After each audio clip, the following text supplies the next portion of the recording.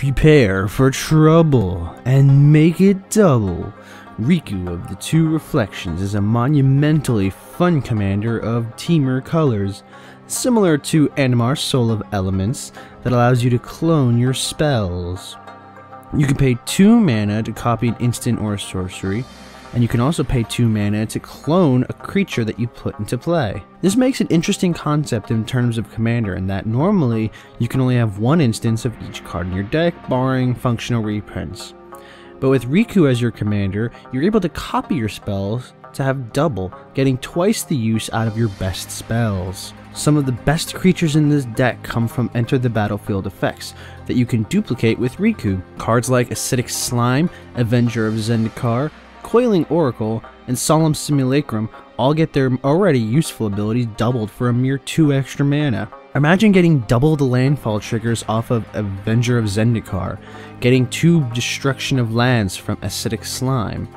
You get 2 draws off of a Coiling Oracle and its clone, and don't even get me started on Simulacrum's double abilities. That doubles the value of any of your creatures.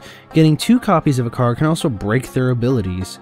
Wormcoil Engine becomes a nightmare when you end up getting a total of 4 tokens out of it, and Dragonmaster Outcast gets out of hand very fast. Reefworm's Food Chain-esque tokens will yield you 2 9/9 Kraken in the end. From starting out with just the 2 worms, we want all the big worms. Our next part of the deck comes in the form of getting more clone abilities. Aside from the obvious namesake clone, we have Phyrexian Metamorph, Progenitor Mimic, Doubling Season, Parallel Lives, and Flameshadow Conjuring to make extra copies of our creatures.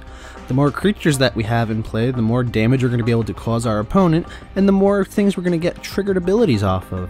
Next, we want to be able to cast our obnoxiously big spells and duplicate them. Doubling Blasphemous Act will devastate any creature on the battlefield, with 26 damage coming to each of them. Bribery will not only let you steal 2 cards from your opponent's deck, but you'll get to duplicate those creatures when they hit the battlefield as well. You want to drive your opponent absolutely bonkers?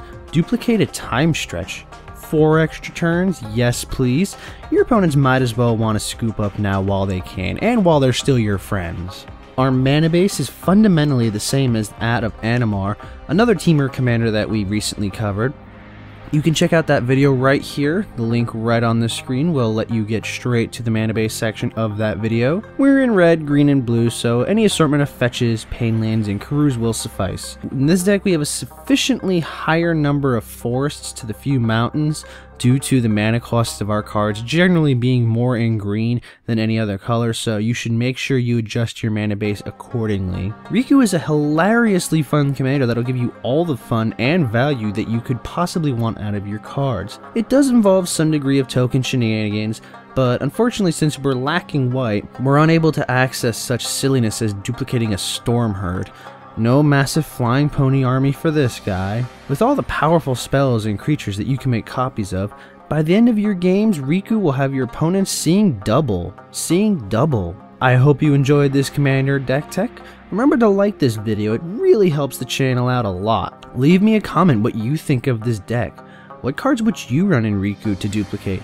Finally, remember to subscribe to the Planeswalker Project for more Commander Magic the Gathering videos. And thank you!